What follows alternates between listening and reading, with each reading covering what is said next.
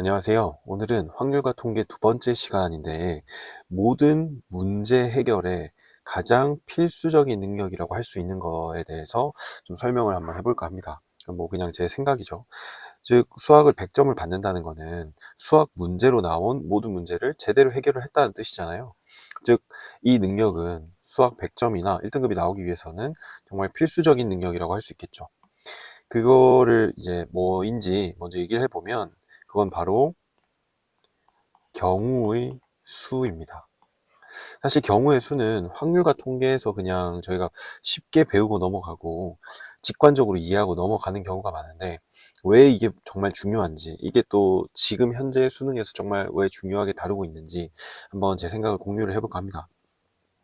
먼저 일상의 문제를 저희가 한번 생각을 해볼까요? 일단 저희가 아침에 몇 시에 일어날 것인가, 그리고 일어나서 무엇을 먹을 것인가, 그리고 어떤 옷을 입을 것인가, 그리고 아침에 학교까지 어떤 교통수단을 이용할 것인가, 어떤 길로 갈 것인가, 어떤 노래를 들을 것인가, 그리고 어떤 수업을 듣고 어떤 문제집을 풀고 할 것인가 등등등의 우리 모든 일상에서의 사실 선택의 문제를 접하게 되죠. 이것도 어떻게 보면 다 문제예요. 그럼 여기서 정말 문제로 볼 수 있는 교통수단을 한번 예로 들어 보겠습니다. 교통수단은 아침에 내가 일어나서 뭐 버스를 탈지, 걸어서 갈지, 뭐 지하철을 탈지, 아니면 택시를 탈지, 여러 선택 앞에 저희는 놓이잖아요. 물론 이런 선택지가 거의 없는 사람들도 있겠죠.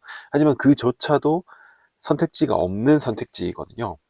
즉, 이런 거를 우리는 항상 해결을 해야 됩니다. 그리고 대부분 자연스럽게 이걸 해결을 하고 있죠. 하지만 수학 문제도 사실 이걸 해결하는 것과 크게 다르지 않아요.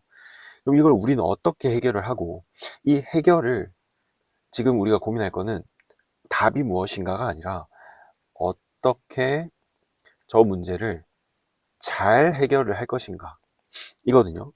이걸 잘 해결하는 방법이 무엇이 있을까요? 제가 생각할 때 이것을 잘 해결을 하는 것은 바로 이 모든 내가 선택 가능한 이 상황들을 정확히 나열해 보는 것에서 시작을 한다고 생각을 합니다.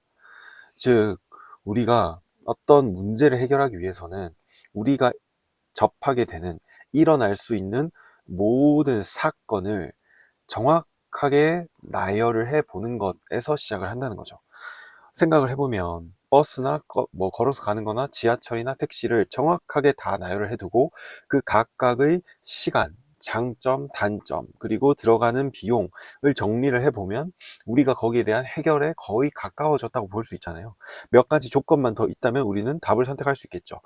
나는 오늘 너무 더우니까 비용이 들더라도 택시를 타야지. 나는 사람이 좀 덜 있는 게 좋으니까 걸어가야지 하는 선택을 조건에 맞춰서 할 수 있는, 즉 답을 낼 수 있는 결론이 나는 거거든요.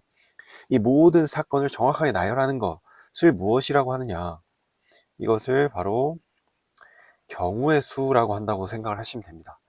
즉 경우의 수는 일어날 수 있는 사건의 개수를 얘기를 하는 거예요.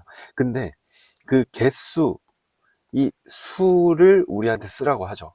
뭐 5개다, 10개다. 답은 5개이고 10개지만 사실은 그 사건이 정확하게 무엇인지를 알고, 버스를 타는 것, 이 노선을 타는 것, 걸어서 그 길로 가는 것, 이걸 숫자로 말하면 1개지만 그 1개의 의미, 그 사건을 내 눈으로 실제로 직시하는 것, 그게 저는 이 경우의 수에서의 핵심이라고 생각을 합니다. 즉, 우리가 확률과 통계를 배우다 보면 경우의 수, 순열, 조합 이런 내용들을 배우게 되는데, 물론 순열과 조합은 그 개념과 공식이 존재함으로써 쉽게 생각하지 못하고 예전에는 참 복잡하게 풀어야만 했던 문제를 좀 더 빠르게 계산할 수 있게 해주는 건 맞아요. 하지만 이 경우의 수, 순열, 조합 이 모든 거는 사실 하나거든요. 그냥 사건을 나열한 개수를 의미를 하는 거예요. 뭐 이번 시간에는 다루지 않겠지만 조만간 순열과 조합도 뭐 P니 C니 이런 공식을 쓰지 않고 그냥 그 사건들을 다 눈으로 직시하면서 그 개수를 세는 정말 쉬운 방법들을 한번 또 설명을 드릴 거거든요. 근데 지금 제가 말하고 싶은 거는 이 경우의 수는 사건을 나열하는 것, 이 능력에서 시작을 한다. 그리고 그걸 항상 우리는 연습을 해야 된다. 라는 얘기를 하고 싶어서 지금 이 얘기를 하고 있는 겁니다. 이제 예를 들어서 혹시 이 영상을 보시는 분들 중에 지니어스 게임이라는 예능 프로를 보신 적 있으신가요? 여기 보면 장동민이 뭐 그냥 웃기는 캐릭터로 나온 줄 알았는데 여러 차례 우승을 하죠. 그리고 이 우승을 하는 과정에서 정말 장동민이 강력한 모습을 보였던 게 결합이라는 게임이 있습니다. 뭐 여기에 대해서는 제가 뭐 게임의 설명이라든지 그런 건 하지 않을게요. 근데 제가 이 얘기를 왜 하냐면 장동민이 이거를 가장 잘하고 모든 사람들이 장동민하고 이걸 하기 싫어했던 이유는 장동민은 여기서 나오는 모든 사건을 나열하는 방법을 고민을 해왔더라고요. 사람들은 보통 그냥 눈앞에 떠오르는 어떤 그런 사건들, 이 합이라는 사건, 결이라는 사건을 찾아내는 게임이거든요. 그 사건을 그냥 눈에 보이면 찍고, 아, 모르겠으면 반대로 그냥 결을 외치고, 그런 식으로 게임을 운영을 해왔어요. 근데 장동민은 모든 사건을 나열하는 네 가지 스텝을 본인이 고민을 했던지, 뭐 어쨌든 방법을 알아봤고, 그 네 가지 스텝을 통해서 항상 모든 사건을 나열을 해서 정확한 합과 결을 찾아내는 모습을 보여줬죠. 그리고 사람들은 그걸 보고 완전 지니어스다, 완전 천재적이다 라고 얘기를 했어요. 그래서 뭐 개그맨도 정말 똑똑한 사람들이 하고, 정말 맞는 말이죠. 장동민이 우승을 하는 모습을 보면서 장동민이 얼마나 똑똑한 사람인지 다들 알게 되었으니까. 근데 이제 제가 그걸 보면서 느꼈던 거는, 아, 이게 참 본질적인 거는 수학이든 어떤 문제 해결이든 이런 게임이든 다 동일하구나. 모든 사건을 나열한다. 즉, 천재적인 어떤 아이디어를 생각하는 것 자체가 사실은 그냥 모든 것을 나열하는 것에서 시작을 하는 것이다. 즉, 그 본질을 정확하게 다 알아내는 것에서 시작을 한다. 라고 생각을 했습니다. 그래서 뭐, 이 얘기는 그냥 이제 참고하시라고 잠깐 드리는 말씀이고요. 어, 그러면 경우의 수가 얼마나 중요한지 제가 계속 얘기를 했잖아요. 그래서 경우의 수에 대해서 한번 얘기를 시작을 해볼게요. 근데 제가 경우의 수 얘기를 조금 하기 전에 보통 제가 모든 사건을 나열한다 라는 목적을 가지고 오늘 설명을 시작을 했거든요. 그리고 사실 이 얘기는 제가 다른 수학을 잘하는 방법이라든지 뭐 정말 똑똑한 사람들이 해내는 방법이라든지 뭐 그런 것들에 대한 설명을 할 때 사실 비슷한 본질적인 얘기를 했어요. 모든 사건을 나열해야 된다. 그러면 저는 이게 학생 때도 저는 이렇게 생각을 했었거든요. 아니, 왜 대충 생각하는 방법을 배우고 그 본질을 알지도 못하면서 그 무언가를 풀어내는 공식을 외워서 문제를 해결할 수 있다고 착각을 하는 걸까? 진짜 그 문제를 다 나열해보고 하나씩 다 풀어내면 처음에는 100점을 받지만 뭐 10시간이 걸려도 그 다음에는 100점을 받지만 3시간이 걸리고 그 다음에는 100점을 받지만 1시간이 걸리고 그 다음에는 100점을 받지만 30분이 걸릴 수 있는 방법이 되지 않나? 이게 너무 당연한 거 아닌가? 라고 생각을 했거든요. 근데 이 얘기를 할 때마다 다들 아, 이거 시간을 너무 많이 소요해. 아, 이거 다 못 풀어. 이런 거는 수능에서 쓰는 거 아니야. 이런 거 뭐 내신 시험에는 적합하지 않아. 등등등. 뭐 이런 얘기를 항상 많이 들었어요. 근데 제가 이거를 100점 받는데 10시간이 첫날 걸리고 그 다음날 100점만큼 푸는데 5시간이 걸리고 이렇게 한 달을 연습해서 내신 시험을 칠 때 100점을 받는데 30분이 걸리면 이런 얘기를 했던 친구들은 보통 80점 받는데 50분이 걸리고 82점 받는데 60분이 걸리고 쭉 와서 시험에서 80점 받더라고요. 50분 걸려서. 무언가 의미도 모르고 공식만 외우는 거는 더 이상 그 본질적인 해결을 할 수가 없는 거죠. 그냥 배운 것도 맞추고, 모르는 것도 틀리고, 또 처음 보는 거는 또 틀리고, 배운 거 맞추고. 나는 항상 80점을 받기 위한, 공식만을 외우고 있는 거죠. 근데 우리가 목표로 해야 되는 건 사실 정확하게 이해하는 것이지 않나요? 그러면 정확하게 이해하는 것이 우선순위이고, 거기에 드는 시간은 축소를 해 나가는 방향이 맞는 거잖아요. 그래서 저는 경우의 수도 마찬가지라고 생각을 합니다. 잠깐 삼천포로 빠졌다가 왔는데, 자, 그러면 경우의 수라고 하는 거는 모든 사건을 나열해서 개수를 세는 것이다.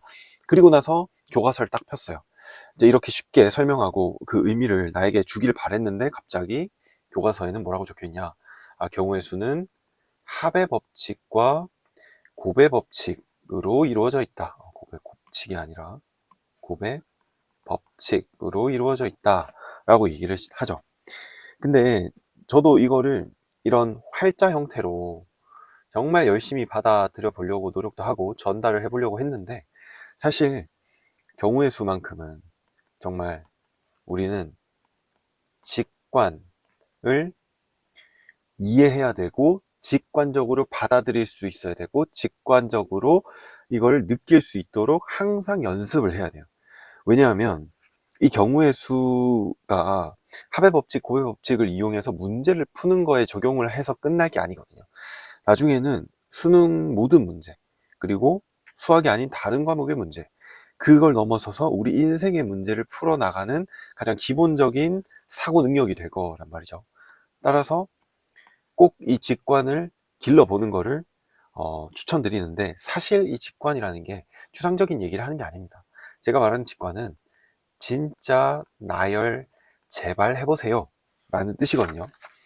자, 그러면 그냥 제가 한번 예를 들어 볼게요. 숫자가 1, 2, 3, 4, 5 라는 숫자가 있다고 한번 생각을 해봅시다. 자, 여기서 한 개의 수를 골라내라.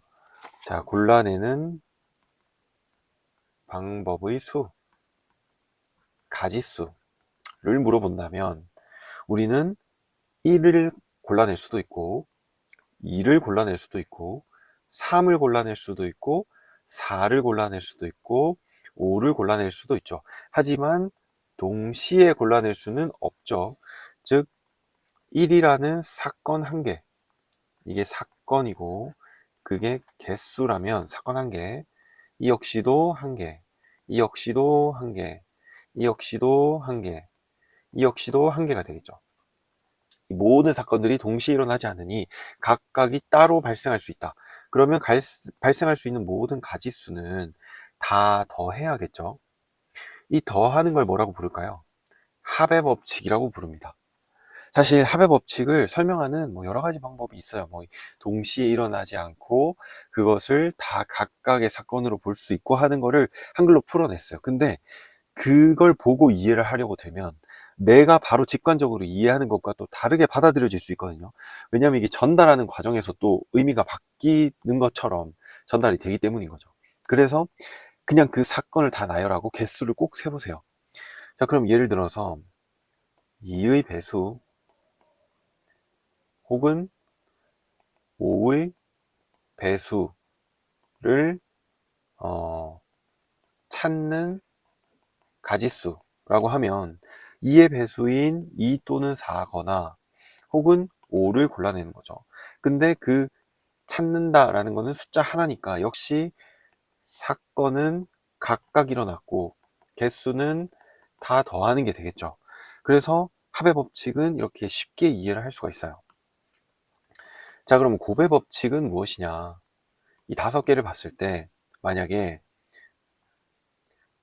여기서 숫자 2개를 골라 두 자릿수를 만든다 라고 하면 처음에 들어가는 자릿수와 두 번째 들어가는 자릿수가 있는데, 여기에는 합의 법칙에 의해서 1, 2, 3, 4, 5가 하나 골라질 수 있고, 두 번째도 합의 법칙에 의해서 1, 2, 3, 4, 5가 하나 골라질 수 있겠죠.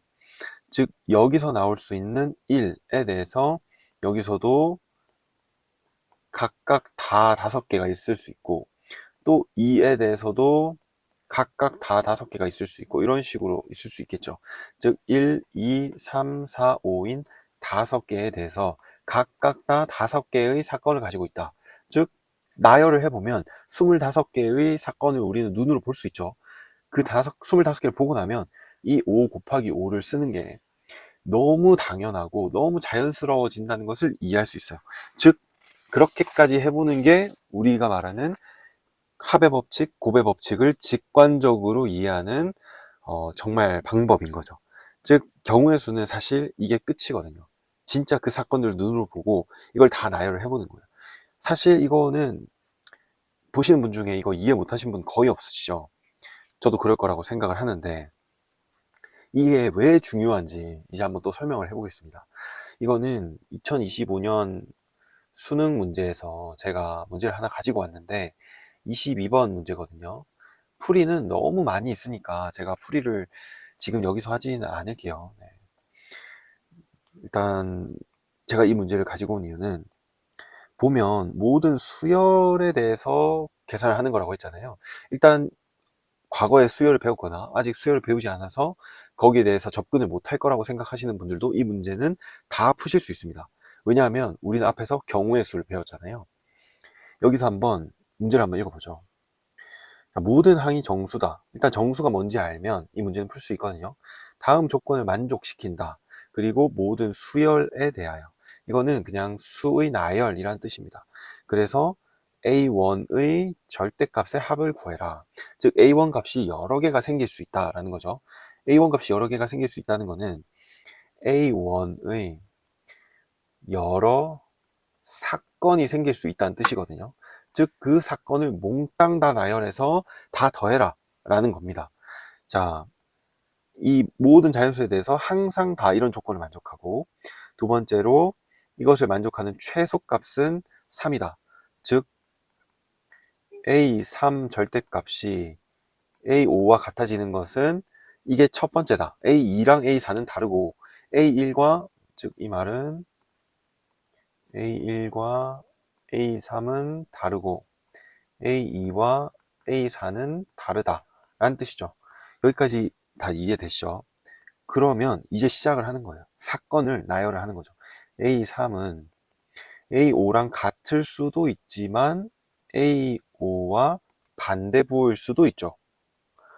자, 그러면 A5는 A4 빼기 3일 수도 있지만 2분의 1 A4일 수도 있죠.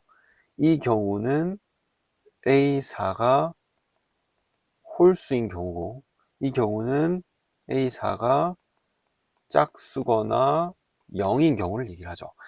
이제 어떻게 풀어야 되는지 이해되시죠? 이거를 계속 가지치기를 하면서 내려가는 거예요. 그러면서 조건들에 만족하지 않는 이 조건과 혹은 다른 조건을 만족한 정수가 아니라든지 하는 조건들을 만족하지 않는 것을 빼나가면서 모든 사건을 나열하는 거죠. 그리고 나면 A1 값이 쭈루루루루 나올 거잖아요. 그걸 다 더하라는 거예요. 즉 수열 문제인데 우리가 배운 수열 공식이나 이런 거를 일절 쓰지 않도록 하고 있어요. 그리고 22번은 사실 공통수학에서 가장 어려운 문제거든요. 실제로 이런 유형은 최근에 그냥 고정으로 나오는 사전 문제고 그게 거의 항상 공통수학에서 가장 어려운 문제예요. 즉 여러 사건을 눈으로 직시하는 게 일상생활에서 중요하고 당연한데 수능에서도 정말 중요한 수학적 사고 능력으로 인정을 하고 그것을 매번 평가를 하려고 하고 있다는 거죠. 그래서 뭐 이 문제 풀이는 네, 지금 경우의 수에 대해서는 좀 맞지 않는 것 같아서 하지 않을 건데 일단 뭐가 중요한지는 이해되시죠? 즉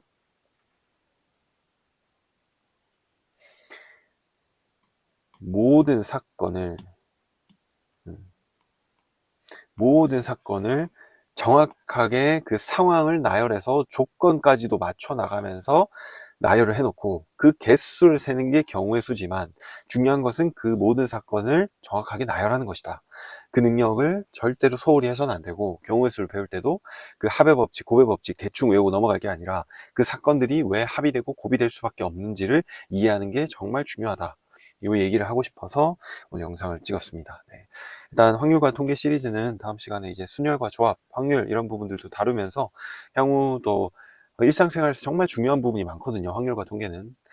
그리고 그 이전에 자료와 대표값에서 얘기한 것처럼 이게 현대 사회에선 더 중요해지고 있어요. 그래서 좀 더 다른 얘기들도 많이 다뤄볼 테니까 재밌게 봐주시면 좋겠습니다.